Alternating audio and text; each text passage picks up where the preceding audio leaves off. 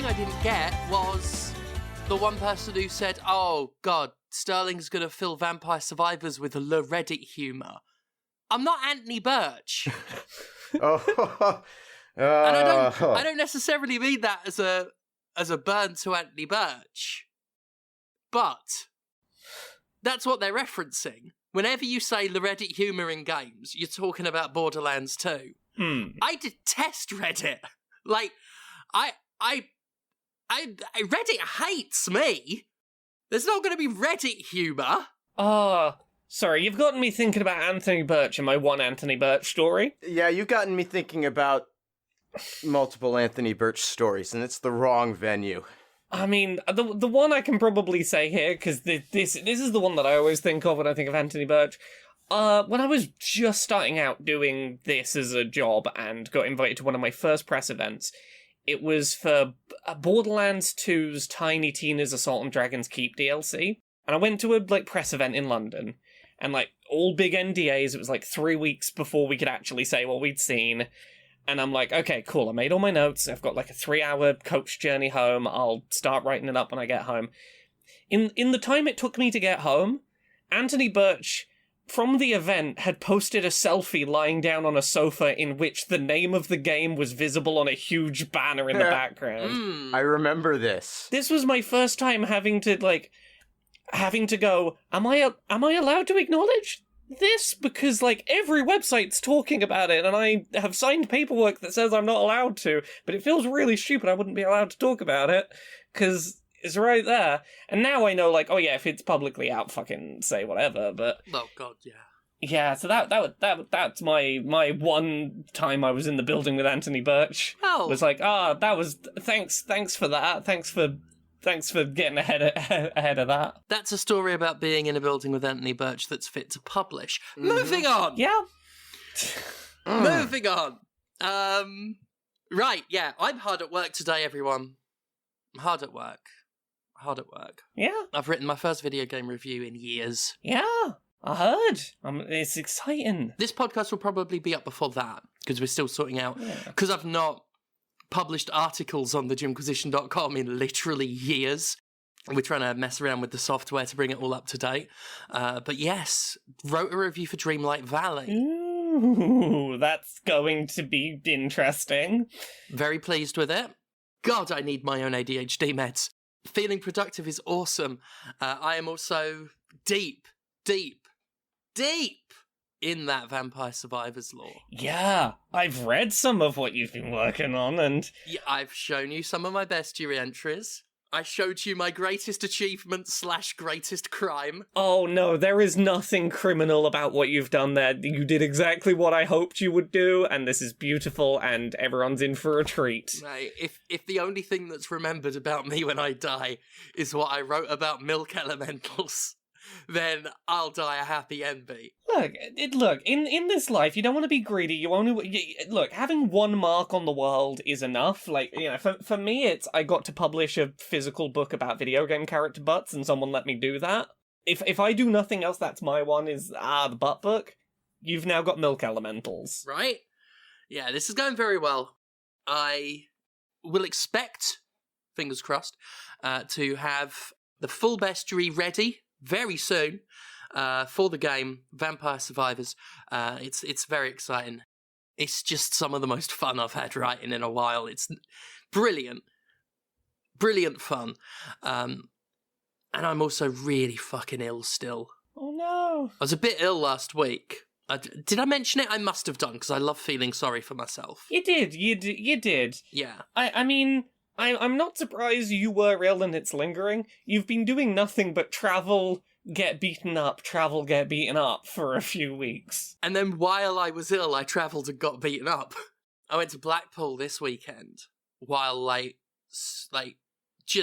felt like such shit. I wanted to die. Luckily, I say luckily in quotes, Simon Miller cancelled because his car broke down, which sucks, because I didn't get to fight Simon Miller. But, thank fuck, because I would not have been able to fight Simon Miller. I was able to do a tag match, and I tagged with Warhorse, who is a very big name in indie wrestling. And so, luckily, he was able to do most of the heavy lifting, while I spent most of the match quite literally on the floor feeling sorry for myself. So that was good.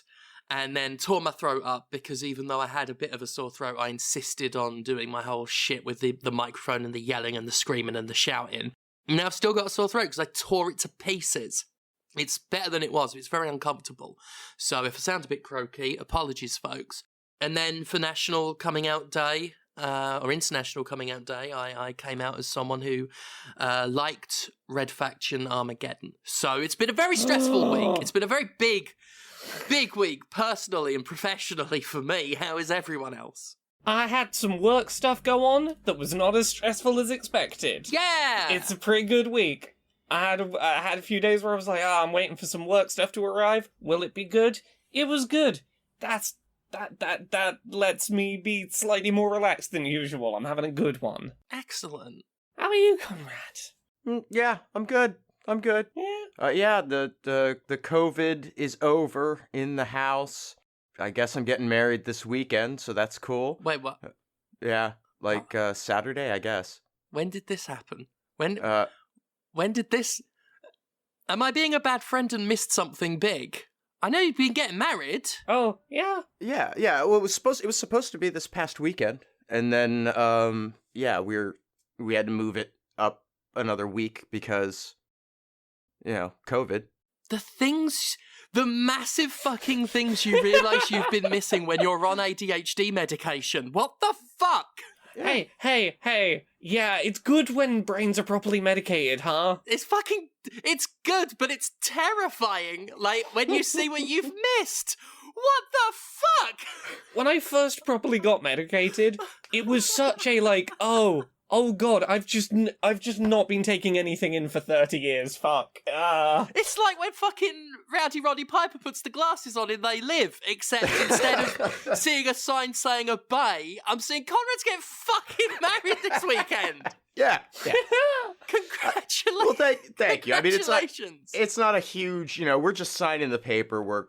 Linda has a friend coming down from New York, and, and so, we're just going to sign the paperwork so we can set it all back. And at some point, we will probably have some event, but, getting the legal framework dealt with is kind of the priority. So, yeah, that's happening this weekend, hopefully, assuming nobody else gets COVID. Well, I mean, what are the chances of that? On Earth. No, Yeah, COVID is over now. Conrad needs to have a wedding. COVID is finished. That's right. It's done. Well, Joe Biden said the pandemic was over. So. I mean, if Joe Biden said it, right? He's not known for his malarkey. You know what? Sorry, I know we're going to talk about games. No. Go ahead. I was going to do an awkward segue. Go for it. I'm just sick and tired of Malarky getting maligned. Yeah. I'm pro Malarky. That's you? Another thing that I'm going to come out with. About Controversial. Now. I understand that. I understand it can be a touchy subject, but I am in favour of Malarky, chicanery, and to a lesser extent, shenanigans. It depends on the shenags in question. But as far as Malarky goes, I tell you what, in 2024, in the UK, I'm running for Prime Minister, and I'm going to run on a pro-Malarky platform. Oh, shit. My problem isn't malarkey, right? Like, malarkey is just... Oh, here it comes. Malarkey's just a tool. I've not got a problem with Malarky. Let's hear it. It's a tool that can be used for good or for ill, and it depends on who is holding the malarkey, right? Right. You look at powerful people in positions of great authority, and their deployment of malarkey in a harmful manner, and that's what gives malarkey the bad name. If malarkey were allowed to remain harmless, what would be the issue? We've weaponized malarkey. That's the problem. Well, I mean, that's the problem in our current political landscape, is everything gets weaponized, Conrad. Everything gets weaponized. That's right. Malarkey, tomfoolery, other words. Hibbery-gibbery. Hibbery-gibbery. That's a great one. Oh, that is a fucking great one. We can move on now. I've heard hibbery-gibbery today. I'm fucking made up. Rest of my day's going to go fantastic now. Who's played video games this week? Some of us probably. Yeah, I think we've all played some. A couple of us, I would hope, yeah. You know what? I'm going to jump in. I'm not going to ask who's got one to talk about. I'm just going to talk about one. Oh, please. Very bold of you. Yeah. I played a little video game this week that I knew nothing about going in. A game called Hazelnut Hex. It is a really cute aesthetic side-scrolling bullet hell shooter. You play as a witch in a world where all of the breakfast has been magically made vanish, and oh no, everyone's very upset and a bit hungry and getting a bit angry and mad because they don't have breakfast, and you gotta go solve the mystery of the missing breakfast. Just so happens that you are a witch who is the mascot for a fictional breakfast cereal, Hazelnut Hex. So you are firing, instead of bullets, you're firing breakfast cereal at enemies to make them not be hungry and upset, so that you can, like, get your friends to calm down and go, like, hey, do you know anything about the missing breakfasts? So is it like parodying things like Chex Quest and stuff like that? It genuinely feels like a Chex Quest in that sense of, like, it feels like a tie-in to a breakfast cereal that does not exist, but a legitimately well-made video game. Mm-hmm. It's got this really cute, like, pastel, lots of pinks and purples aesthetic. The 2D art in it is all really nice. It plays really responsively. It is a tough bullet hell shooter, but there's I'm someone who fucking sucks at these as a genre. But there is some stuff in here that makes me go, you know what, I actually have fun with this, and I will come back and play it again.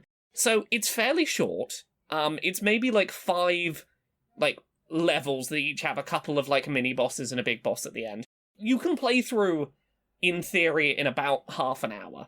And if you want, you can play through with unlimited continues, so you can just keep hitting continue, and you won't, your high score will reset to 0, when you use a continue, but you can just play through the whole thing, if you want, and do your best and whatever, which I really appreciate. The other thing I really appreciate about it is that it handles high scores at the end of a run in a really interesting way if you're using continues to see the end, because obviously your score is resetting to 0 every time you run out of lives. Your high score you get to input on, the score table at the end isn't necessarily the score you have when you beat the final boss. It will look at all the continues you used and go, this was the continue in which you got the highest score. This was the highest score you got out of one set of lives this run. You can submit that score to the leaderboard. Which was really nice in that it encouraged me to go, yeah, no, I'll keep sticking with this, because if I get a good stretch of time, later down the run in which I managed to not die for a while, that's good. I'm going to get credited for that, even if it's not at the end. It's funny, it's sweet, I genuinely had a good laugh at the ending of it. It is it's a very small little adventure, but it is jam-packed with a very high density of enemies, unique enemies to fight that aren't just palette swaps of each other, that have interesting variations on bullet patterns. Sometimes you can find a little squirrel in a bubble and the squirrel will help you fire cereal at your enemies. It's not much, but I had a really nice time with it. So, if you like that sort of genre of game, or even if, you dabble in it but I'm not great at them, it was a fun little half hour that I want to come back and play some more runs of because I had a really good time. So yeah, that's Hazelnut Hex. Cool. What about you both? Either of you played anything? Steph's played more than I have, I think. Have I played more than you? Oh, yeah. Oh, okay. Yeah. I played a lot of old games this past week. I decided to take a little troll through the backwards compatibility section on the Xbox Series X, per se, and just went through some stuff that I've, haven't played for, 10, sometimes 15 years, stuff like that. Chief among them, this was, at the height of me feeling fucking wretched and ill. Downloaded, started, and beat Condemned Criminal Origins in a day. Now, that has been a particular thorn in my side as a big horror game fan. I played it when it first came out in, the mid-2000s, something like that. This was one of the early Xbox 360 games, if I recall correctly. And from that interesting era where, with some of these games, I'm seeing some really interesting partnerships. This was a time when 2K Games published The Elder Scrolls. So yes, Condemned Criminal Origins is a game I have started to play several times and played for about an hour and then stopped because it irritated the fucking shit out of me. Mostly because the combat system is a fucking nightmare. Ambitious, well made, but a nightmare. It's one of the earlier examples of first-person melee combat. There are guns, but you don't keep guns, you just pick them up off the floor, and there's 4 or 5 bullets in there if you're lucky, and then your only option then is to hold the gun by the barrel and hit people with it till it breaks. Your bread and butter is just picking up all the improvised weaponry around. There's pipes in the wall you can pull out and hit things with, or you can find some bigger stuff like shovels and fire axes, stuff like that. The mood and the atmosphere of this game, even today, is pretty fucking impressive. Very inspired by stuff like Saw, Silence of the Lambs, stuff like that. It's got that real moody, gritty, we're looking for a serial killer atmosphere. One of its big gimmicks was doing forensic stuff, which was really just holding a camera and looking through the lens to find something that glows a bit green. You had a UV light and stuff like that. And that was neat enough, but they were more or less little scavenger hunt things. But it's really, the combat is very sort of hit and miss, literally. It's hard to do melee combat at the best of times in first person. Sure. And this is back before there was nearly 2 decades of refinement. This was some rudimentary stuff. But that said, impressive for the time. Your general means of defense is parrying. The enemies will swing at you, and you've got a very short window to block. If you do that, it staggers them a bit, you can hit them. It's really hard to do, though. It's so hard to time the hits correctly to do it, which is made even worse by the fact that the game is actually too clever for its own fucking good, and the enemies will feint regularly. All the time. They'll constantly lift their weapon up and then drop it again to trick you into blocking, which is actually really fucking cool and really fucking annoying. But at the same time, that ties into just how sort of scary it can be to fight the enemies, because they'll fake you out, they'll hide behind things, they'll try and get around you. Again, for the time, this was 2005, and you've got AI that many games today don't even try and sort of make that clever. So you can be jumped and really sort of scared by that. It's a slog to get through because it is fucking punishing, and the checkpoints are not liberally given out. They're very staggered, and there can be a lot of having to go over stuff you've done before. The last level especially is a fucking nightmare for that.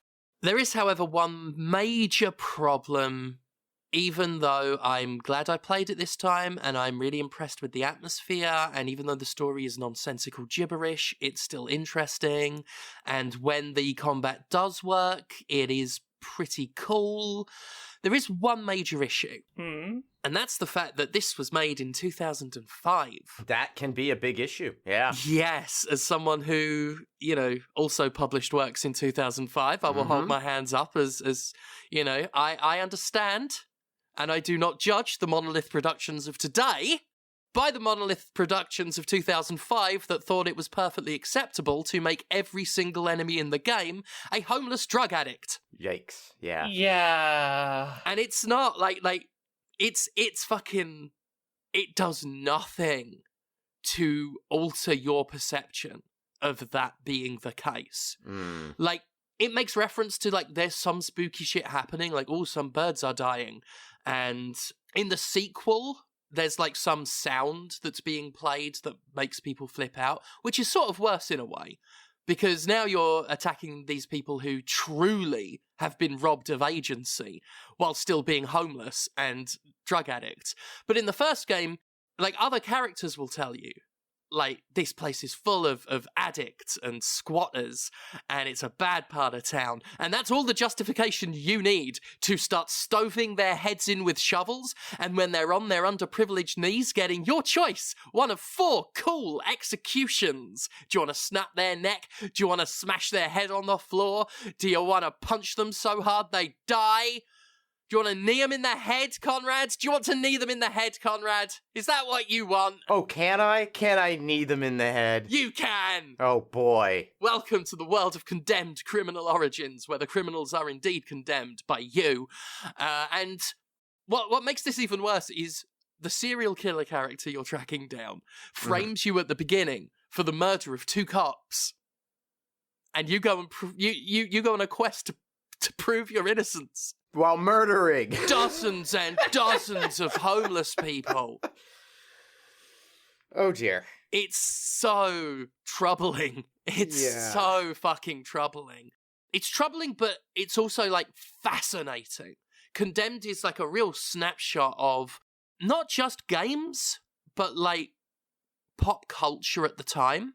Like, this was mid-2000s, and I saw a lot of it growing up in the 90s, where, like, quote-unquote junkies were always presented as, like, less than human. They were aggressors. They were enemies. They were monstrous. You could do violence upon them guilt-free.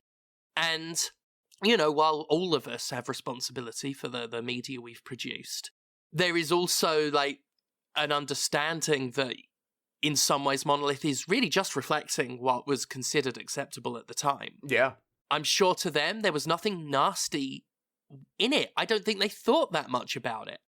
Drug is bad. That's what culture tells us. They are acceptable enemies in a game. I think that's probably... I don't think anyone working on Condemned at any point really thought to themselves, oh, I fucking hate drug addicts and I am going to make a game where you kill them. No. Like, it was just, we need an enemy. Well... bad part of town. And we had culturally successfully demonized drug use for so long that it just made sense. Yeah. It's one of those things that doesn't feel malicious, but it feels like a really obvious oversight when you think about it, you know, once you're thinking about it. Right, but nobody was thinking about it. Yeah. That's the problem, yeah. Like, none of us, Like, yeah, I'm not even saying that in an accusatory manner towards the development team. Oh, none of you know. Nobody was thinking about this at the time. Well, that's not true. There were pockets of people, there were communities that were aware, but we weren't also connected the way that we are now, even back then. Like, that is true. Pre-Twitter. Right? Not to say that Twitter is, you know, the cultural town square that we all rely on to understand our world. But it's an example of how much sort of closer culturally everyone's gotten as we've sort of... Yeah. As the world digitally has shrunk. Yep. To the point where, you know, there's so much crossover and so much potential exposure to other experiences. Yeah, I didn't have Twitter in 2005. Nobody did. I got Twitter in like 2008. You know, this was fucking MySpace and shit. Like, it was all still, there was some social media, but it was all still very insular communities of people who all thought and spoke the same, which is one of the reasons why I was such a dickhead for so long. Same. And speaking of which, I never questioned this when I played it back in 2005. The enemies were just, scary homeless people. You know, like, negative stereotypes about drug abuse and homelessness and shit. Like, it... Yeah, I didn't think about that. I often bought into that kind of stuff. It was like when I played Battlefield Hardline a bit last year, we talked about that, where I never questioned the idea that it was pure propaganda, that I was just playing as a police officer because police officer equals good in media, therefore... there's nothing to question here. Yeah, the largest criticism that would be levied against is, well, this is lazy. We've seen thousands of these stories where you are a cop, big deal. Like, that's as far as the criticism would have gone at that time. Yeah. So, that is to say, I've not played Condemned 2 Bloodshot yet, but, you know, I'm conscious of the fact that the sequel didn't just say these people are on drugs and that's what makes them bad. That there is an evil cult manipulating things and a signal that, oh, wait, what's the name of this enemy in the game according to the wiki? Oh, it's Meth Monkey. Ooh. Yeah. Yeah. And it is a shame. This is one of these things where, like, I don't know if it's a game you could get away with remaking without, well, you probably could remake it, but it would come with a lot of discourse. There would be so much discourse. What, I'm not allowed to shoot a drug addict anymore? Wokery gone mad. Right? You couldn't get away with a sequel that did what these first two games did, where the enemy type, again, like you look at the fan wiki, and the enemies are addicts. Like, it's not just implied. The enemy name is addict. Like, Doom has the imp and the demon and stuff like that. Like, that's the name of the enemy. It's addict. I mean, you say you couldn't get away with it today. Like literally a year and a half ago, we had Yakuza Like a Dragon with an enemy class called Hungry Homeless. You couldn't get away with it in America. Is basically the well, yeah. Like in the current Western sphere of game development, I feel like they wouldn't do it. Not even from a point of getting away with it. You'd probably have someone in the room go, should we be doing this? Exactly. Yeah, I think it wouldn't just be a case of obligation. I think if there was a Condemned 3, they would take it upon themselves without even any pressure to be like well, certainly not external pressure, but like people within would be like, shit, we've got to retcon this. Yeah. Like, I feel like a Condemned 3, if it ever happens, and you know what, I would love to actually see that. But it would retcon it. That's not even me saying, like, they should retcon it. Mm. They would. As a fact, I know factually they definitely would do it because they wouldn't want the baggage of what those first two games are saying. But yeah, it's a fascinating game. Like, if you want to talk about it just from its mechanical standpoint and the atmosphere and the horror and the combat system, like, it is a frustrating but very well-made game.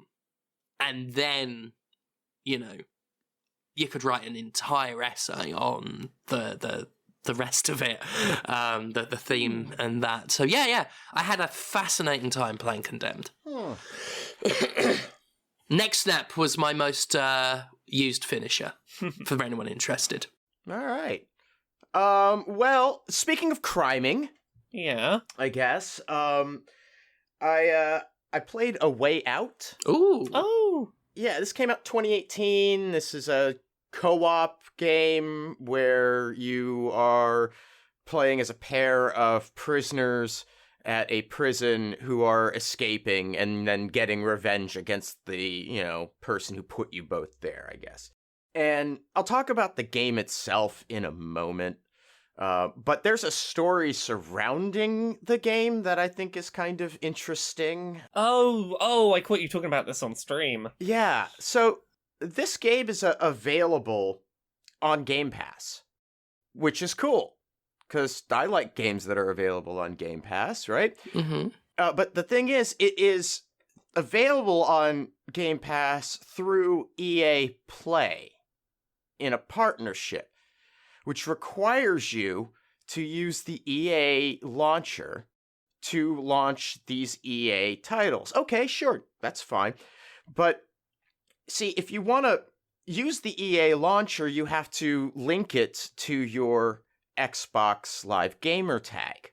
And your Xbox Live Gamer tag, I have learned now, can only ever be linked to one EA account ever. Oh.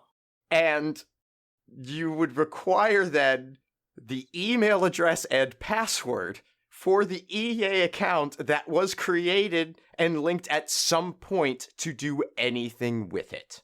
And so let's say, hypothetically, you were working in Games Press around the time Origin came out. Yeah. And you knew in your heart of hearts you were never going to use Origin for anything practical. You didn't want any sort of personal data to get shared with them. God, memories of trying to review Crysis 3 here. Yeah. So you might use a professional email address that you've established with a publication that you're working for. Oh, you might have done. You might have done that. Yeah. And then you might have forgotten whatever fucking password you put into that, lost years and years and years ago, and would then be, like, in some way dependent on getting access to the people responsible for managing the email server at a company that has undergone a acquisition some 5 prior years. Conrad, as someone who had to do this when a website I maybe used to hypothetically write for stopped existing. Oh. Like, the website just stopped existing entirely, and I'd similarly used their email as a work email because I didn't want to put my personal email into places. I understand your pain. Well, I mean, here's the thing. At the end of the day, this is video games. Right? So this isn't like I've got some major stakes tied up in it. There's free video games tied up in it. There's video games that you've paid for and should have. Well, I should have access to because I'm paying for a service that ostensibly should be providing me access to it. But there's always crime. There's always crime. There is always crime. And crime works. You know what? I spent 3 hours figuring out what no, that's not true. I probably spent about an hour figuring out what was wrong with this EA thing and trying to track down a means to fix it. And then I spent 10 minutes on the internet getting the game. Something's wrong here, people. Sometimes it's easier to not go through official channels, and that's going to push people away from official channels when it's easier to not use them. As a game, A Way Out, I think, is very cool. I really dug it when it came out. Like, I played through it in co-op in basically a single sitting, and I think it's really interesting. Yeah, I think we're pretty close to the end, because we've made it out of the prison. We've escaped prison. So I think there's just probably a stretch or two left to go. And yeah, the pacing is interesting. I think for accessibility's sake, they kept everything as simplistic as possible to allow someone who might be less familiar with video games to participate. This does mean that most things are reduced to QuickTime events. And, you know, if you're not into that, I can understand being bored by it.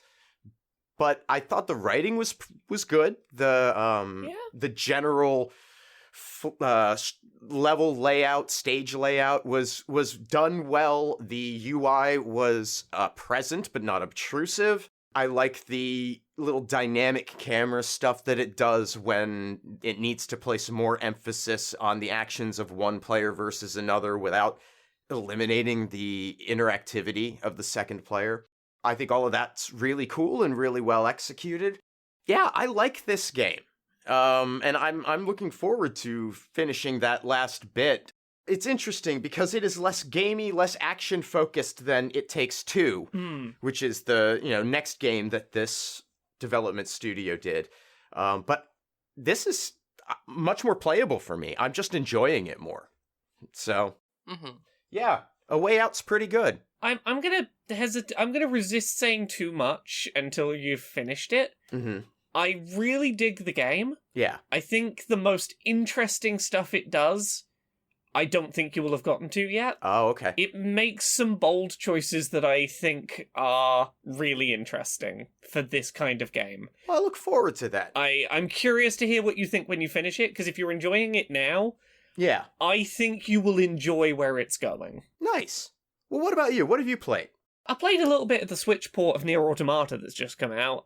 Not a huge amount about that to say other than impressively good port. Excellent. It is basically everything I remember the original release of that game being. Is there anything outside of it just being on the Switch to justify... Because I want to replay NieR Automata. It's been too long. Other than it being this is a nice portable version with a stable frame rate that looks about as good as it did on the PS4 and Xbox One, it's called End of the YoRHa edition, and I think...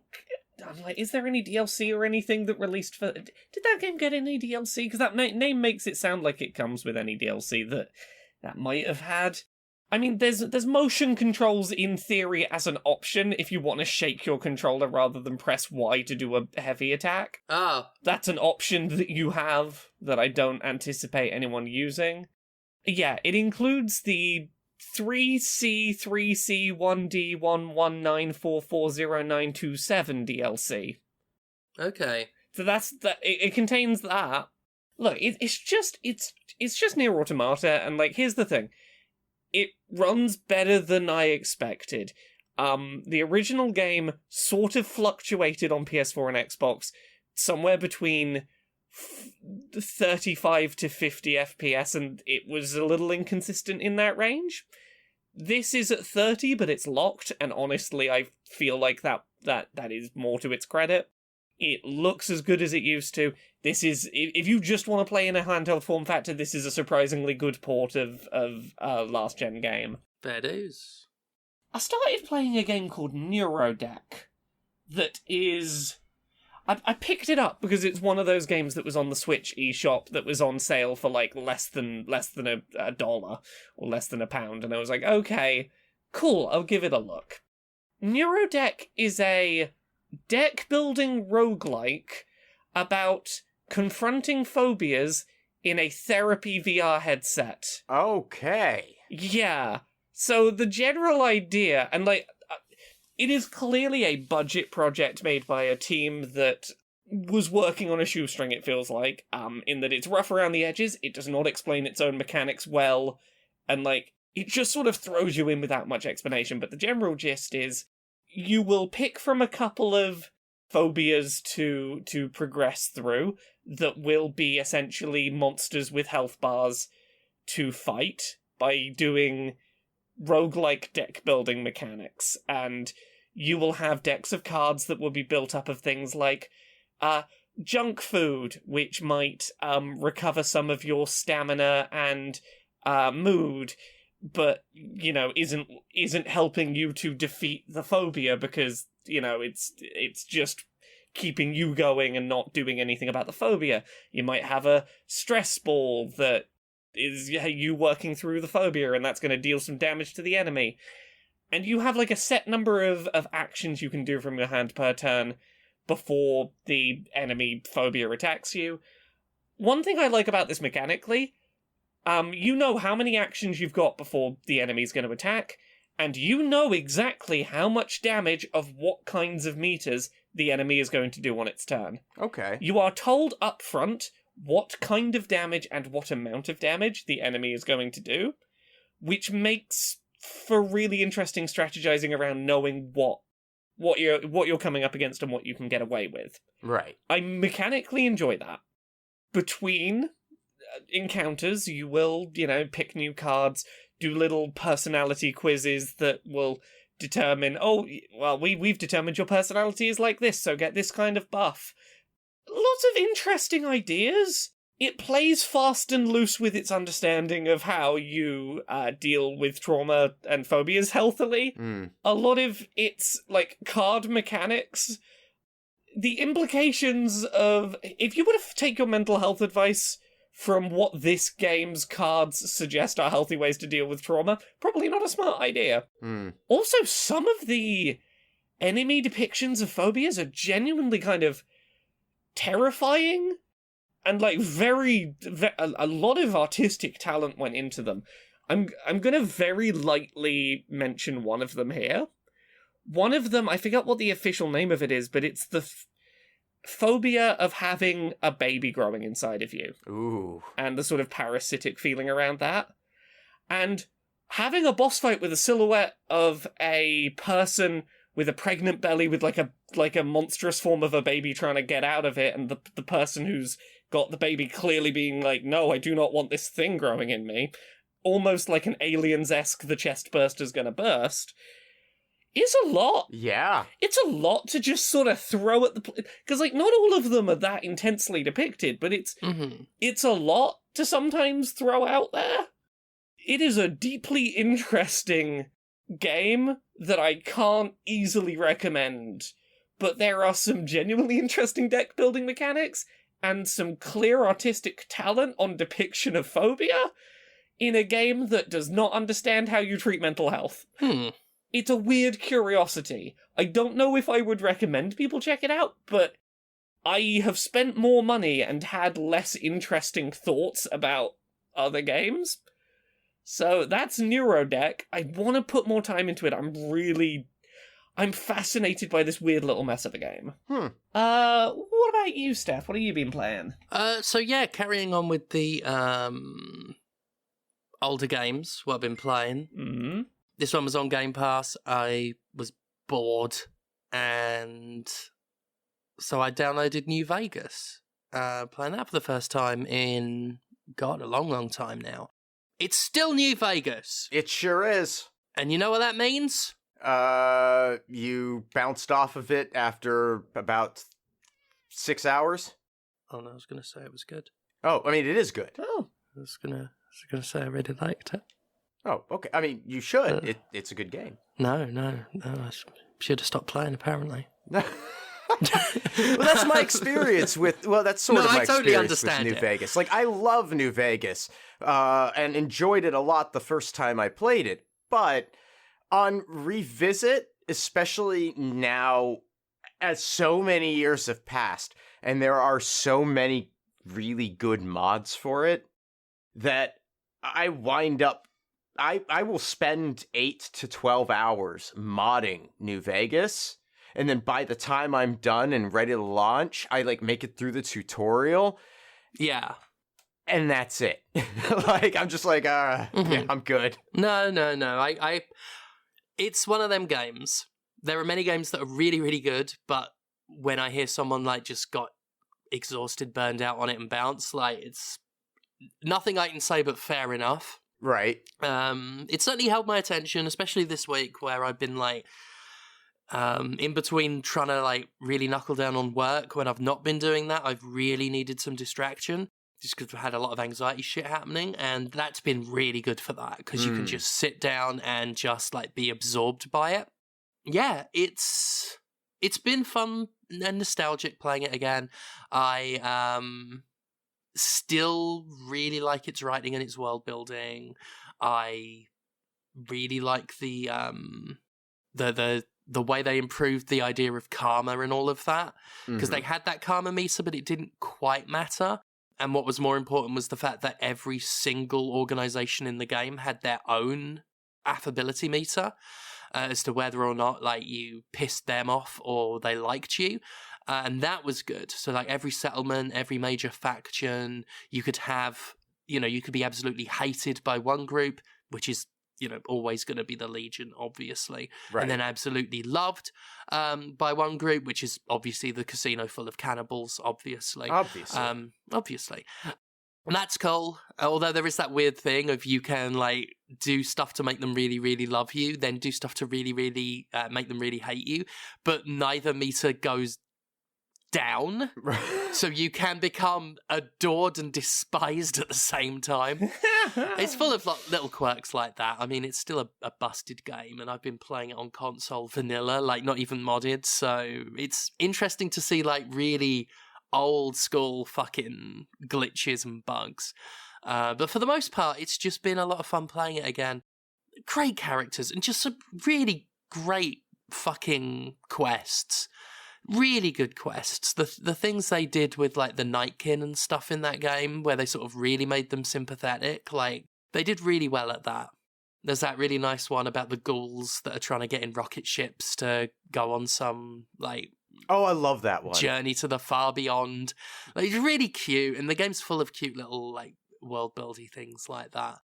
So yeah, I'm really enjoying it.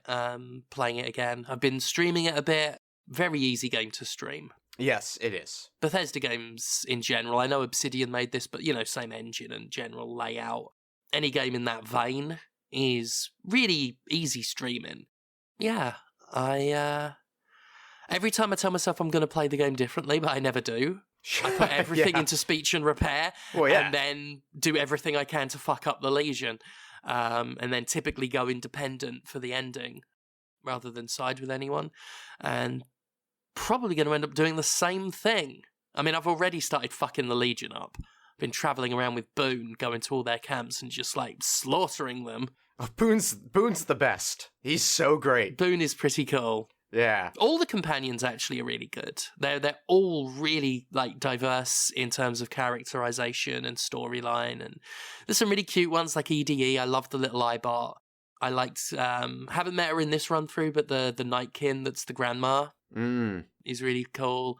Arcade Ganon was really cool. Like one of the first glaring examples of a gay character in a game for me, which is sad when you consider that even though it's an old game, it's not mega old. It's not that old. But, you know, it's one of the most memorable examples of an openly gay character who will out and out say it, which, you know, as a queer person was always a big deal to me.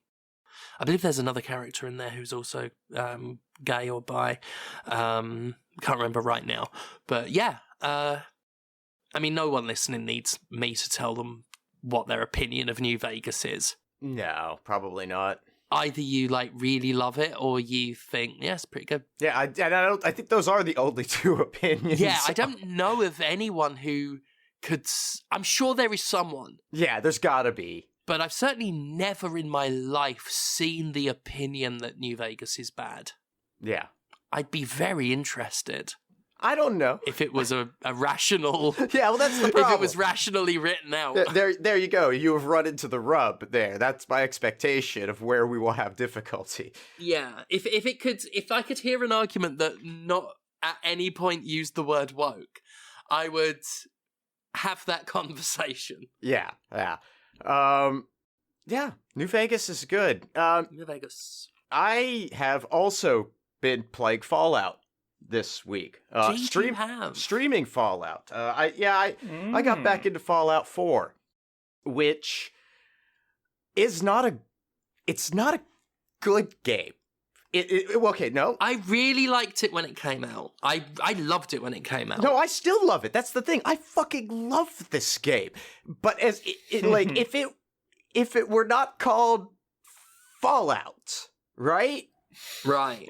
But it had all of this aesthetic and all of this stuff and this total complete disregard for the story and narrative that it shows, just like the blatant ignoring of anything relating to Fallout. If that were, I'd be fine. I'd be a pig in shit. Like, delightful. It is janky as shit. Of course it is. But because the game is, like, the fun of the game, the meat of the game, for me, is in the settlement system. The jank is part of the fun. Like, making that, bending the workshop system to your will is so satisfying to me. And this is the first time that I've played Fallout 4 on PC. It's also on Game Pass, but then I thought to myself, but if I get it on Game Pass, then I don't get all of the DLC stuff, which I have on my PlayStation 4 version.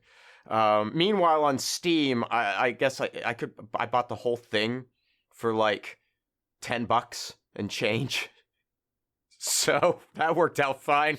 And I instead of taking the approach that always sort of fucks me up in New Vegas of modding the shit out of it and then trying to play it, I started vanilla, and I have been progressively adding mods as I think of things that might be interesting to experiment with. So I have removed, I've dramatically expanded the item cap in multiple of the settlements and have really started to transform them. There's a limit to how much I'm willing to cheat, right? If I unknowingly find a glitch that benefits me, I'll just go ahead and exploit the shit out of that. I don't care. Mod introduced or not. So one of the mods that I got is for display shelves. And I was trying to figure out where the fuck I can put this goddamn Your Special book to get it out of my inventory. The Your Special book gives you a free point in any of Special. Yeah. And the main stats. And so I put it on that shelf, and I was like, oh, okay, cool. It fits there. I'll just figure out where I'm going to put one of these shelves. I pick it back up, and it worked again. I was like, oh. Hello. Well, I know what I'm doing for the next 5 minutes. Shit like that. But I've expanded I've added in a bunch of items that normally would not be placeable that I can now place, and it's allowed me to get creative with my settlements. I always use the Red Rocket gas station as my personal base of operations. The place that I returned to with all of the junk to get it out of all of the other workshops so that all of the settlers will continue to be productive in my absence. Shit like that. And I have done some fun building with that. I got access to one of the broken, busted up prefabricated store models. And now it's taking up like fully a quarter of the geographic space of the Red Rocket, but it's right next to it and it looks natural. And it's got the bush separating it so that I could even set up a little shack on the outside of it for the shopkeeper that I have employed in that spot to be my dumping ground for all of my junk that I bring home and have no use for. It's great. I'm having so much fun. Somebody made solar power. I love it.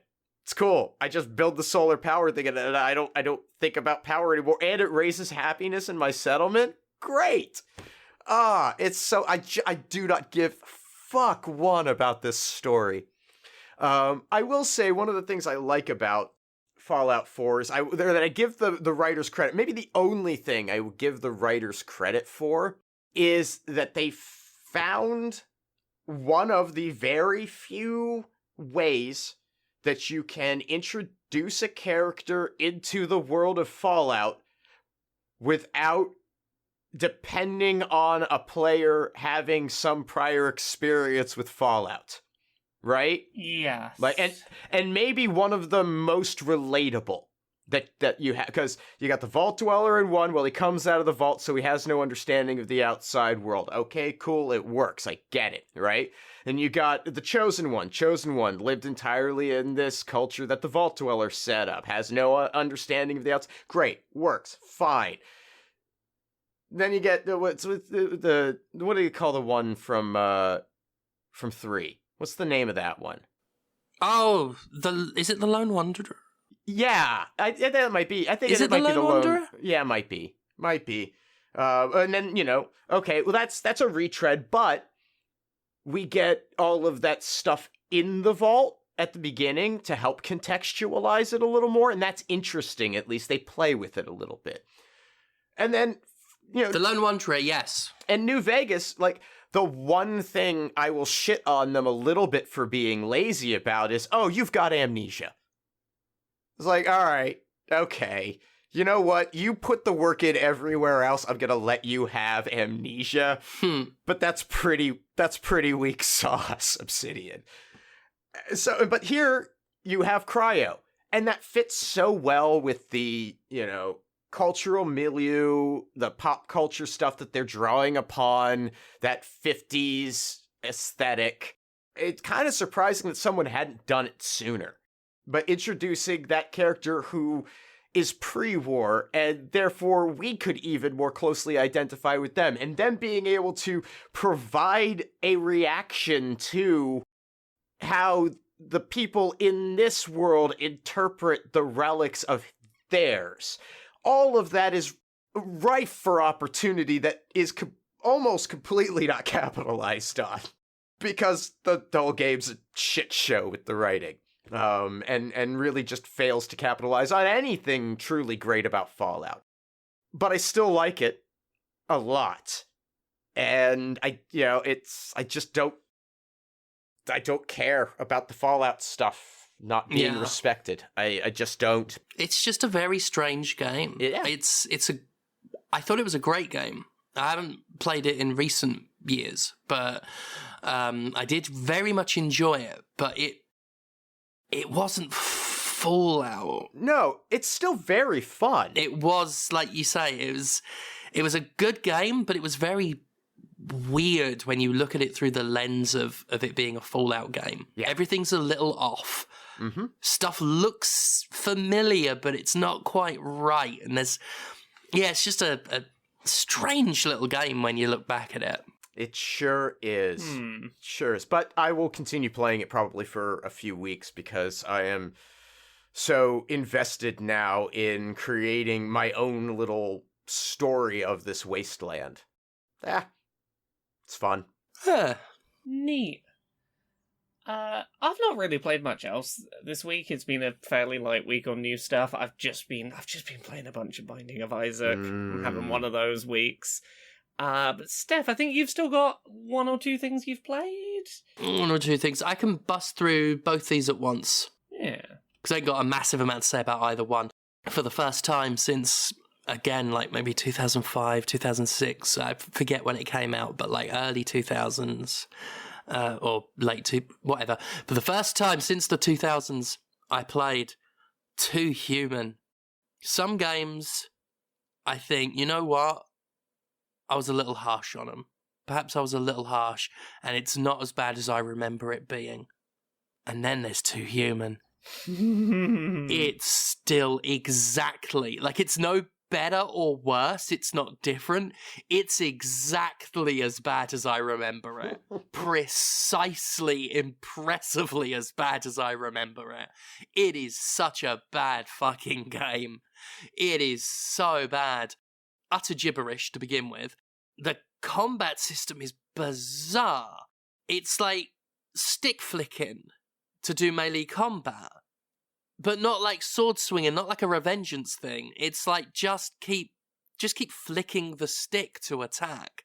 And you'll just keep like whizzing across the floor to close in on enemies and hit them and then knock them in the air and then wait for them to fall and do it again. The game surrounds you with enemies. There's no balancing. This game was not balanced because when you die, you'll just respawn. And that seems to have been their answer to the game not being balanced was, okay, oh well. If you die, oh well. Rather than lose progress, dying requires you to lose patience and a little bit of your soul, because this is that game that has a 30-second respawn animation. Every time you die, which will be frequently, especially when the game respawns you right in front of the swarm of enemies that just took your health down in several seconds. You have to watch as a Valkyrie flies down from the sky and daintily picks up your body and then flies back up. And then you'll either be deposited surrounded by the enemies or really far away from the enemies and have to walk back. Neither option is good. But then both options continue the game, so they were never going to be good to fucking begin with, were they? Too Human is so awful. It's so awful. And there are still people to this day, and I know because I tweeted about the game, who will fucking defend it. It's indefensible. It's ugly. It's mechanically baffling.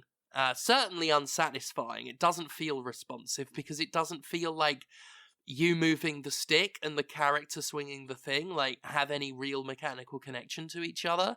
I'm stunned at how badly balanced it is, and I am amazed still to this day by that respawn animation, by the fact that half the game is spent just watching a Valkyrie pick your corpse up, and they thought that was good. And Dennis Dyack went to war with like fucking NeoGAF and places to defend the honor of that game, that he put his reputation on the line, and he's still so pissed off about it. Is he really? To this day, I know he's pissed off about reactions to it because I know he slags me off when he gets a chance.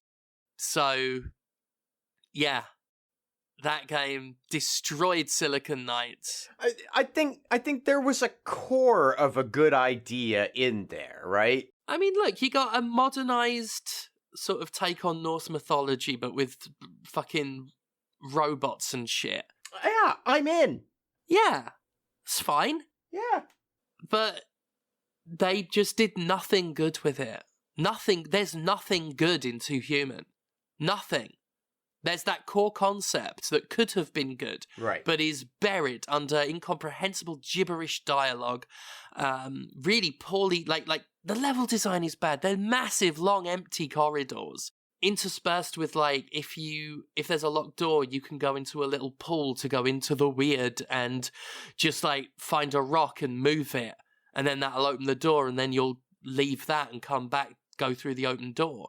Like, it's just boring. And when it's not boring, it's exasperating. And it's exasperating mostly because the action leads to boring things like the respawn animation. It's indefensibly bad. Indefensibly bad. Yeah. Red Faction Armageddon was okay. Yeah. That's a game that everyone shits on. And it is like Fallout 4, only way less known and regarded and remembered. It's a weird one. Because it's nothing of what the previous games were. Because you've got Red Faction 1 and 2, first-person shooters, that are about, this sort of worker uprising. You've got Red Faction Guerrilla, which had a lot of the worker uprising stuff, but was an open-world action game. Now, I didn't much care for Guerrilla. I've said before, I found a lot of it infuriating, and that might be why I didn't mind Armageddon so much, because Armageddon keeps the environmental destruction stuff. You can knock over walls with a big hammer, but it takes away the worker uprising stuff and the open world stuff to be a linear game in which you shoot giant ants. Mm-hmm. And I 100% understand why Red Faction's fan base fucking loathes this game.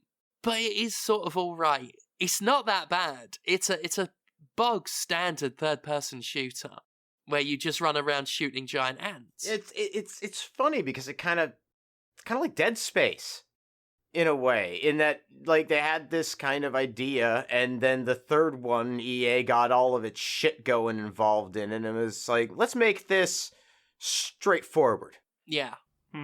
Yeah. I think there is that's a big part of it. And, they had a free roam mode thing that was then sold as DLC, so, Yeah. that soured a lot of people as well. But if you actually just look at the game itself, it's fine.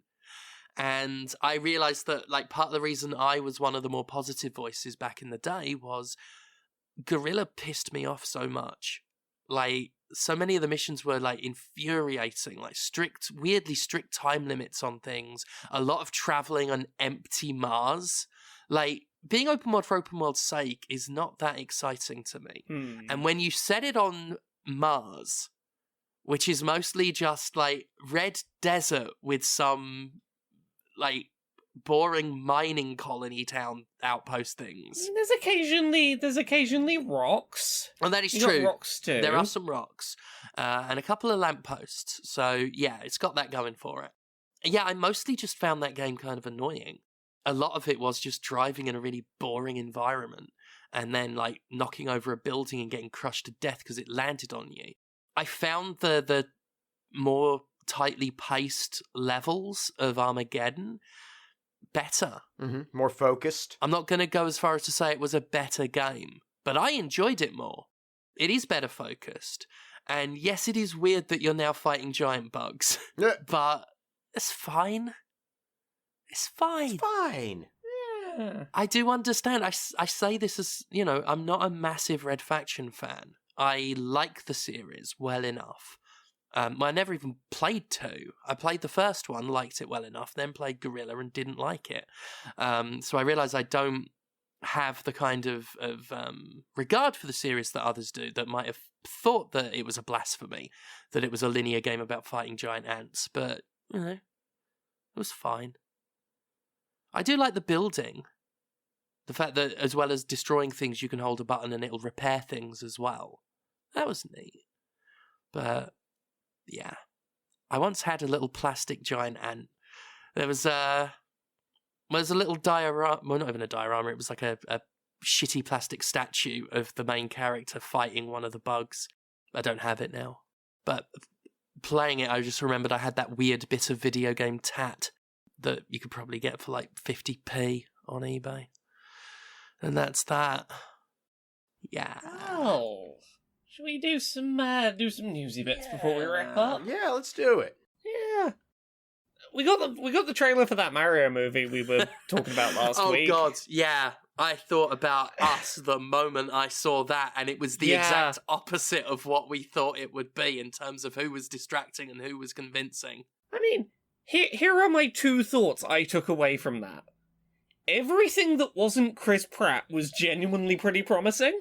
Yeah. Chris Pratt does 2 distinct voices in this trailer.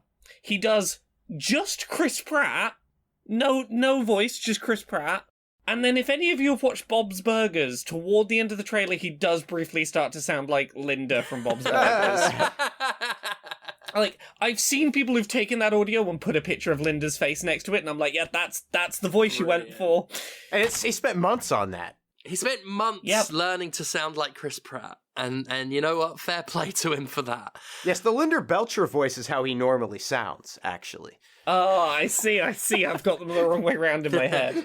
But like, obvious gags about the voice aside, the opening bit of it seems kind of promising. It was amusing. I had a chuckle. It was amusing. It was more promising than I was ready to really rip into it. And I was like, okay, yeah, this looks all right. Yeah. I thought the Koopa designs were good. Like, real good. Oh, very good. Yeah. Yeah, definitely. Yeah, there's that one Koopa sort of shaking in its shell. I was like, visually, this is some really nice, like, 3D work for cartoonish designs and behaviors. Like, yeah. they got it good. And, like, Jack Black sounded really good. Yeah. We thought he'd be distracting and that, but, like, unlike Chris Pratt, he's actually doing a voice for it. I mean, he sounds a lot like Jack Black still, but he put, like, clearly enough effort in to have a bit of difference in it. And, like, it's a good voice. Mm-hmm. It's enough of a difference to where I'm like, I'm not hearing Jack Black, I'm hearing, like, that version of Bowser. It's enough to do the job. And I think I was right in what I suggested would happen with the little clip we got of Charlie Day Luigi, where I'm like, yeah, you're just Charlie Day. I do buy it though. Did we get Luigi? Pardon? Was there another clip of Luigi somewhere? Yeah, there was a clip of Luigi where he's running away from some of the Koopa skeletons, and he slams some doors behind him to get into a building. I'm gonna look that up. Yeah, he just sounds like Charlie Day, but it works. It's not distracting. It's Charlie Day Luigi. It's exactly. Was it in the main trailer or something different? It's in the main trailer. How did I miss that? I think it's after, like, Mario goes hopping off on the mushroom sounding like Linda Belcher. Oh, I must not have just stuck to the end. Oh yeah, I think it's at the end. Go give it a listen. Oh, right, okay. It's just Charlie Day. Yeah.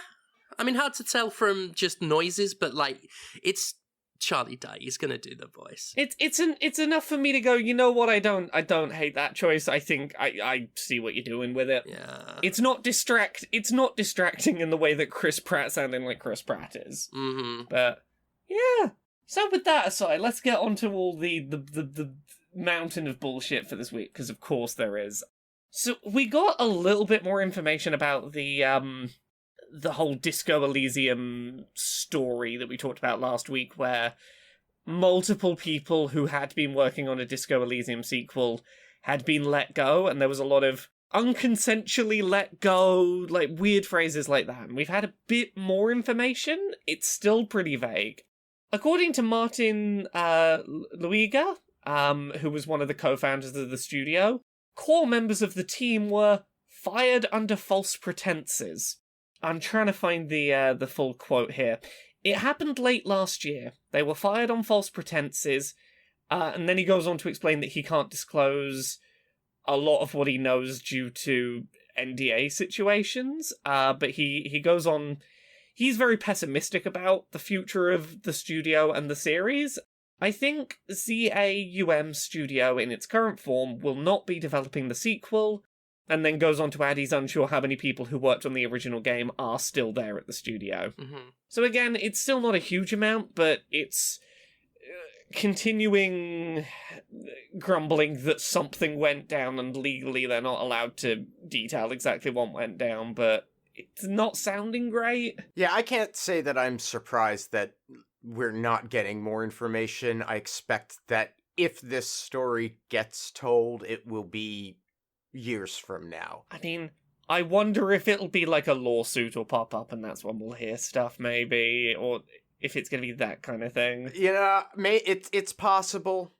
Yeah, I think it's probably equally likely if a lawsuit doesn't come out, they will tell the story to someone at some point. Like the NDA will expire or whatever. There'll be some statute of limitations that'll eventually pass, but... And it's too interesting a game for people to completely, totally, utterly forget about particularly as the publisher intends to proceed. So, yeah, I'm curious, but I would not expect to hear a lot more. One thing that they did carry across in their statement was that they felt that the audience deserved to know that the people who made the game that they love aren't working on the new and I think that's fair. I think it's not just fair, but like in an industry that wants us to think that logos and brands make games, not people, like it's important to remember sometimes that just because a game's being made by a studio you love, that doesn't mean the actual people that were responsible for it are there. Right. And that goes for any game studio. And I think it's especially important to note in a game like this, which is such a landmark game with amazing writing that we've just not seen in another game before. I think it's very important to know that the specific people responsible for that aren't there. Yep. Yeah. I agree completely. So, I can't remember if we talked about it last week, but because I don't remember when things happen sometimes, we got the story sometime last week that Overwatch 2 was going to require players to have mobile phone verification to play the game that specifically wouldn't work if they had pay-as-you-go phones, only people with contracts, basically shutting poor people out of getting to play the video game. And that story has evolved a bit over this week. It's been backpedaled a little bit in that if you are someone who played Overwatch 1, you don't need to go through this verification step, but everyone else still does, so they're still gatekeeping a bunch of people who don't have access to contract phones from playing. So, I'm gonna, now, here I get to play corporate apologist. Again, it's my favorite thing to do. The other side of this, yes, it is shutting out people who lack the funds or credit rating to get a contract phone. On the other side of it, it is also potentially locking out people who might try to use the system for money laundering purposes and things of that. Why isn't Blizzard locked out of it then? That's what these companies do. But I do feel like there are legitimate reasons to do this, and that are not straight. But it is 100% a valid thing to bring up. I mean, you are correct, but also I'm gonna put it this way for a second.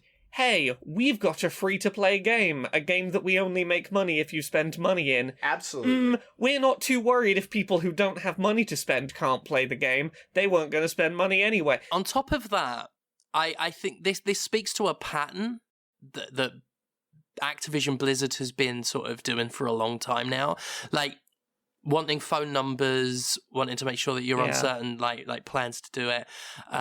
They had plans many years ago to like have people's real names like publicly available on their like Battle.net accounts and things like that. Like, when it comes to companies that want your personal details and don't just want them, but like want to make sure that like everyone knows them, Activision Blizzard's been doing that quite a bit, and this is a company that also wanted to get its employees on a pregnancy tracker app and shit like that. Like the amount of personal information that Blizzard wants to use its games to get from you.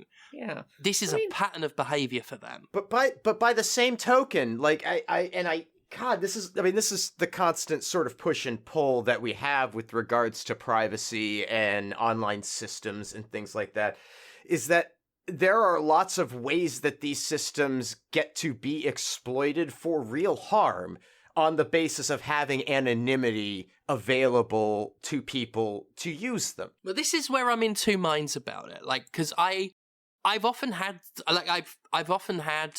thoughts of like, well, you know what? If anonymity fully dies on the internet, like, it's going to be the fault of the twats that exploited it to harm others. Sure. Like, you know, I mean... That's one way. All of us talking have experiences of what anonymity on the internet has allowed people to do to others. Like, we've all been harassed and had all sorts of horrible shit, like, said and done. And part of me is always like, well, you know what? Fine, fuck it. Like, Lord knows I'm public enough on the internet. Fuck it. Scorched earth. Root them out. Right, but there are people more disadvantaged than us who still need that access.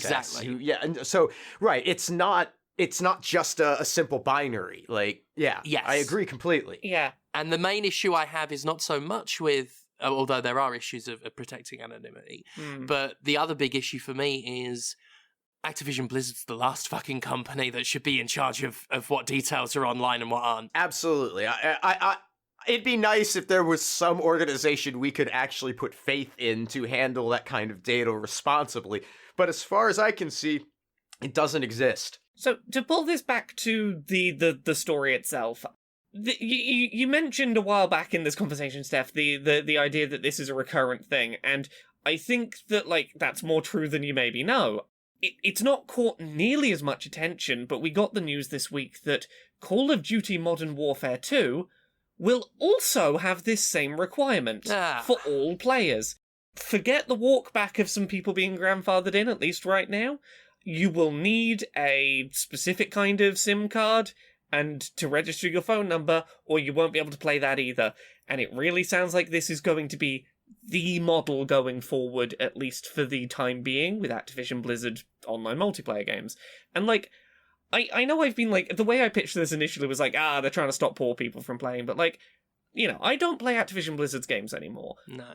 But let's say I wanted to play these games, let's say I was, someone who wanted to play them, I wouldn't be able to. Yeah. I'm not poor, but for my own ability to manage money, the thing that works best for me is having a pay-as-you-go SIM. I buy a second-hand phone at cost. I put a pay-as-you-go SIM in. I pay for my amount of stuff I need every month. That works better for me. I think about it, I'm if I just couldn't play Activision Blizzard... if I couldn't review or play Activision Blizzard games anymore because I had the wrong kind of phone SIM, it's I feel like it's important to note this affects a lot more people than you probably think about. Yep. Oh, absolutely. And it really seems like it's going to be the norm going forward for Activision Blizzard, so that's kind of fucking bullshit. And hopefully, every other company with online multiplayer video games manages to have online multiplayer video games without this requirement. Well, that's just the thing. What they're saying it's for is bullshit. It's a lie. I'm sure there is a case to be made, but that's not the reason. They've wanted personal data like this for ever. Yeah. Ever. Yeah. So that's the whole story. We got some. Oh, sorry. There is another Overwatch 2 story this week, so let's get that done while we're here. Actually, news just came out, by the way, of another lawsuit. Oh, okay. Do you want to pop that in the group chat, and we'll get to that in a minute? I just saw it on Twitter, and it's. Did I close? I fucking closed it. Oh, here we are. I got it. Okay, cool. So yeah, the other Overwatch 2 story, very quick one. Overwatch 2 had an auto-purchase bug the other week going on, where players were accidentally making store purchases while using in-game chat. Oh, yeah. Basically, people who were typing on the on-screen keyboard in chat, the game hadn't properly locked the cursor from making interactions with the game, so they're just typing, and the game is moving cursors around and entering menus without them knowing. Jesus. And they're making real money purchases. This is a known issue that was brought to Activision Blizzard's attention. So here's what happened. They explained the problem to Activision Blizzard and asked for a refund on the purchase they did not intend to make that was made because of a bug in the game. Activision Blizzard refused to refund the in-game currency, insisting that all those unlocks are meant to be final. If you believe there was a problem with the game that caused this to happen, please be sure to provide feedback. The hotfix has been fixed, but the developers are refusing to refund people who the bug caused to spend real-world money unintentionally. Wow. That's, good customer service. That's bullshit. That'll surely get more people to want to, plunk down money in your in-game economy. Yeah. Cool. We will get in a second to the... Oh, okay, we're on Activision Blizzard. We'll do it now. Activision Blizzard's got another lawsuit. Steph's just popped the link in the chat. Yeah, it's basically a...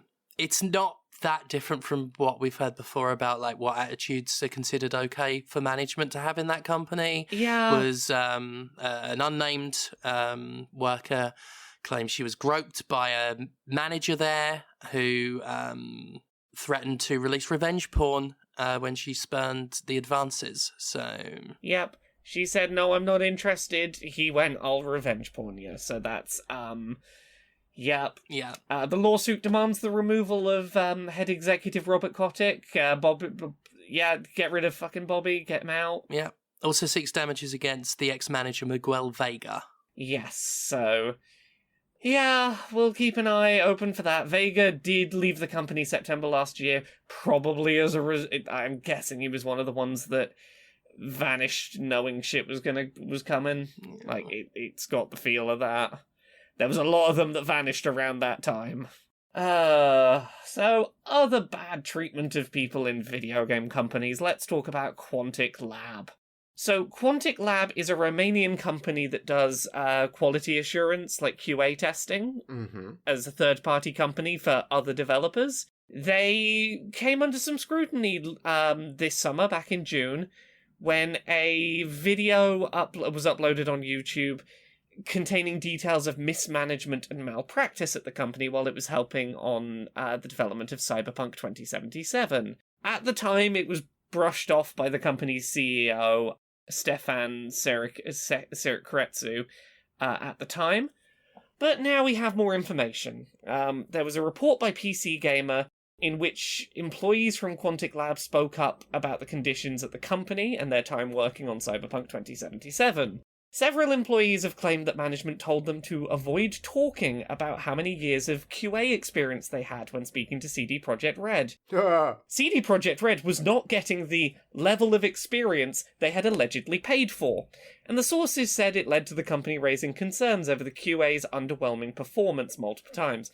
So, here's the deal. It seems like higher-ups at Quantic Lab oversold how many QA staff they had and how experienced the QA staff were in order to get the contract working on Cyberpunk, and then had a bunch of people who were barely entry-level beginners at QA. Oh no. That were being pitched as if they were experts at QA with years of experience, and were barely managing to do the basics of the job, not because of anything they'd done wrong, but because they were inexperienced without proper leadership in teams to sort of help them through, being thrown on a project where they needed to be experts. So that's a whole thing. Apparently, Quantic Lab's QA staff accounted for about a third of QA staff on Cyberpunk. They struggled to fulfill basic obligations. People who worked in those QA teams state that they reckon that Quantic Labs, and specifically the promises made by their higher-ups, are in no small part to blame for the catastrophic state of Cyberpunk 2077 when it launched. There is also incredibly high turnover rates at that at Quantic Lab. Lead testers were told to lie directly to clients about the size of QA teams. Holy shit. They experienced harassment from managers. Management would directly state that testing games was unskilled work. Oof. Others shared their low salary figures and how it was financially unfeasible to live near the offices of the company. Yeah. Lots and lots of stories that basically boil down to working in that company absolutely killed my love for games, and it's terrible. Yeah. That's another one to add to the list of QA staff getting treated terribly, in this case by a company that wanted to get a bigger contract than it really should have done, and was willing to lie and throw its QA staff under the bus to get it. So yeah, go read PC Gamer's whole report. That's some... yeah, incredible audacity, Jesus. It really is. It certainly shines some light on the state that Cyberpunk launched in, at least in part, but... well, right? And not to, God damn it, I've got to... you gotta do it, I know. Not to be kind to CD Projekt Red, which is itself seemingly a fucking cesspool. Yeah. But... they, what were they gonna do? What, were they going to tell people? Were they going to tell everyone that they got fucked over by this as their product is coming out and they need those fucking sales? Are they going to, ruin any chance of an effective lawsuit that they might have against them for having done this and doing so? Like, there's so many reasons for them not to say anything and explain why this is this fucked up and use this as cover. But God, to be in that position and find this out and be like, oh, fuck me. What do we do? Like, oh, God. Yeah. So, yeah, that's a whole story of its own. Look out for probably more updates about that in future. And lastly, we've got a story that at least isn't terrible. We've got a not terrible thing to end on. Just a sort of interesting story. Because of Microsoft's attempt to purchase Activision Blizzard, we have been learning things about the business that is Microsoft and Xbox's gaming division. And thanks to Brazil's Administrative Council for Economic Defense, we got some interesting data about Microsoft's Xbox business. In particular, about Game Pass and how much money it is making for Microsoft. According to the financial data that went through the financial year ending January 2021, Xbox Game Pass generated $2.9 billion in revenue during one financial year. Huh. So about $3 billion in a year. That's a lot of money. Yeah. So that's $3 billion out of Microsoft's total yearly Xbox revenue was $16 billion, so that's about a fifth of Xbox's total revenue was Game Pass. Wow. A little under around a fifth. It was also nearly 30% of its, games revenue was just Game Pass.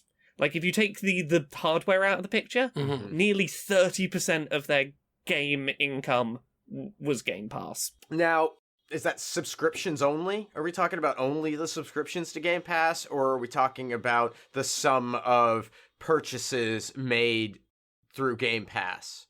Like, how are they accounting for that? It is not broken down, clearly. So it is not clear if part of that is counting purchases, discounted purchases made. Because Game Pass does that, doesn't it? You can buy certain games at a discount. Yeah, you do get a discount on any games that you purchase that are available in Game Pass. Yeah. But I don't know how it's... Because I'm pretty sure that that's not done through the Windows Store on PC. The whole system's so complicated, which means there's so many ways to cut up the numbers and try to make it seem... a way that you want, but... Okay, sorry, I've got a bit more of the data here, sorry. Okay, so the $2.9 billion is from console subscriptions, not including PC Game Pass subscriptions. Okay, so it doesn't include PC Game Pass. And it is from subscriptions, apparently. But now, I don't even know what the tier level is anymore, but what percentage of Xbox Live multiplayer users constitute Game Pass subscribers? Or is that just what it is now? I think they are two separate subscriptions. Gosh, I'm gonna have to really dig into some of this, because now I'm so curious. Yeah. I'm really curious about the data, yeah. So the other stuff we got in terms of that data, because, this number has gone up since... Then, at the time when this financial year ended and they reported that $2.9 billion number, they had 18 million console Game Pass subscribers. As of this year, the last official number is that they were up to 25 million subscribers. So that 2.9 billion has probably shot up about 50%. It's unclear what exactly that number contains. If someone buys DLC for a game that they got through Game Pass, right? Do Game Pass Ultimate subscriptions, where it's regular and PC, does that count as a console subscription? There's a lot of muddiness around the number, but it is one of the clearest numbers we've had in terms of getting a sense of how big of a deal this is for Microsoft. And I'm really not surprised to hear it's that big of a deal. They really hit the formula better than any of the other console makers on this. Yep. So yeah. So that's we did it. We did the news. We did the things. We did it. Nice. Excellent. Well, that's all right, innit? Yeah. Just gonna quickly add that Final Fantasy VII: The First Soldier is closing its doors after just a little over a year. What? A live service game that's ending in a year's time? Square Enix's second shutdown of a failed live service this year. Colour me surprised and shocked. Oh. It lasted a bit longer than Babylon's Fall, but yeah, just goes to show you. Fuck Square Enix. I am shocked and surprised. Yeah, Square Enix can go fuck itself into a hole. But while it does that, I think everyone listening would rather find entertainment elsewhere. And you know what? I'm pretty sure, Laura, you'll be able to supply them with that. Oh, yeah, probably. You can go check out all my stuff at Laura K. Buzz on Twitter, Twitch, YouTube, Patreon, all the places. Just Laura K. Buzz, you'll find all the things I do. In terms of stuff I've got coming up, hey, there's still time to get a signed copy of Who Hunts the Whale. It's coming out on February 18th next year. You can pre-order it, get a signed copy. I wrote it with my wife. It's about the video game industry. It's definitely satire and not in any way me writing a story to process the terror that is the video game industry. Definitely jokes and satire. Mm-hmm. What about you, Conrad? Oh, well, you can find me at Conrad Zimmerman on Twitter and Instagram. You can hang out with my cat, Potato One, at One-Eyed Potato on Instagram. You can buy anti-capitalist propaganda that I make at pinfultruth.com. You can buy audiobooks that I make at conradreads.com. And you can hang out with me on Twitch at twitch.tv/thatconradzimmerman. And everything I do online gets supported through Patreon at patreon.com/fistshark. And you know who else has a Patreon? James Stephanie Sterling. Hi, patreon.com/Jimquisition. That will support this show you're listening to. It supports Jimquisition.com. Also supports the game reviews that we should be starting up. God, I need to get my own supply of ADHD meds to make this happen more. But I really enjoyed writing it, and that should be up this week.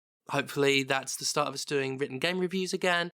As well as that, I stream, finally getting back in the habit there with that, Twitch TV/Jim Sterling. I typically stream Mondays and Wednesdays in the evening UK time. Current wrestling dates are November 4th, True Grit in Leeds. November 12th, Newcastle, Avant-Garde. November 20th, Resurgence, Leicester. We will have another date announced for Spectrum Wrestling coming soon, so I'm very excited about that. Other than that, do keep an eye on future Vampire Survivors updates, where I will be having some lovely bestiary entries for you. Until then, thank you so much for listening, and we will see you all next week. Bye. Bye. Bye.